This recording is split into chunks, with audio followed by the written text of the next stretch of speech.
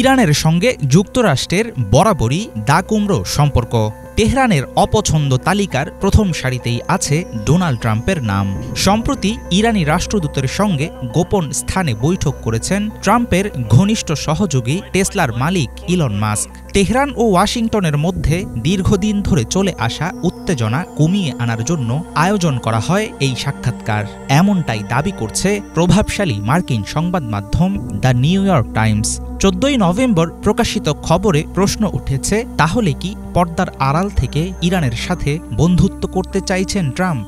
তেহরানের উপর আরোপিত মার্কিন নিষেধাজ্ঞা কি প্রত্যাহার করতে যাচ্ছে ওয়াশিংটন?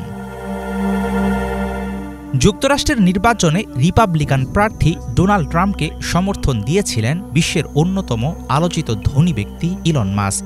খরচ করেছেন বিপুল পরিমাণ অর্থ।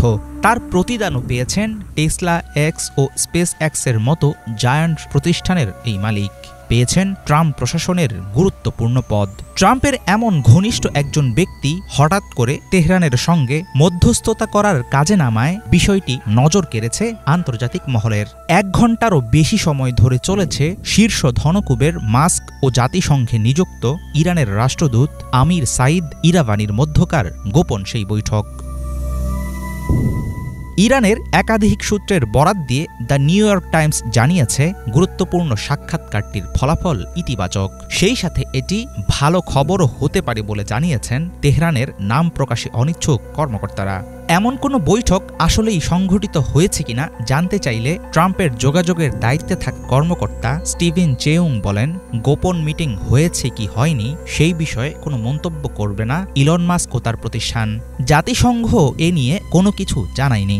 ইরানের জাতিসংঘ মিশন বলছে, এমন কোনো বৈঠক নিয়ে তাদেরও বলার কিছু নেই। প্রথম দফায় প্রেসিডেন্ট থাকাকালে ইরানের পরমাণু কর্মসূচি নিয়ে আন্তর্জাতিক একটি চুক্তি থেকে যুক্তরাষ্ট্রকে প্রত্যাহার করে নেন ডোনাল্ড ট্রাম্প। সেই সময় ইরানকে সর্বোচ্চ চাপে রাখার নীতিও অনুসরণ করেছিলেন তিনি। অথচ এবার ক্ষমতায় বসার আগেই ইলন মাস্কের মতো গুরুত্বপূর্ণ একজন সহযোগীকে তেহরানের সাথে সম্পর্ক উন্নয়নে নামিয়েছেন ট্রাম্প। এর পেছনে গভীর কোনো দূরভিসন্ধি কিংবা ষড়যন্ত্র আছে কিনা সেটা নিয়ে রয়েছে আশঙ্কার অবকাশ। অন্যদিকে ট্রাম্প প্রশাসনের সাথে সম্পৃক্ততা ইরানের সর্বোচ্চ নেতা আয়াতুল্লাহ খামেনি ঠিক কিভাবে নেবেন সেটাও একটি ভাবনার বিষয়।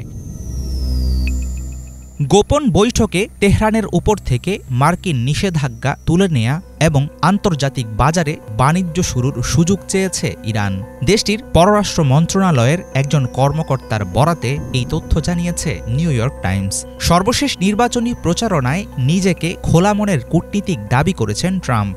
সেক্ষেত্রে তেহরানের সাথে দ্বন্দ্ব নিরসনের চেষ্টা হয়তো তার পক্ষ থেকে নেয়া গুরুত্বপূর্ণ একটি পদক্ষেপ। তবে বিশ্লেষকরা বলছেন, মিত্র হওয়ার ক্ষেত্রে বাধা হয়ে দাঁড়াতে পারে ইরান যুক্তরাষ্ট্রের পুরনো শত্রুতার ইতিহাস।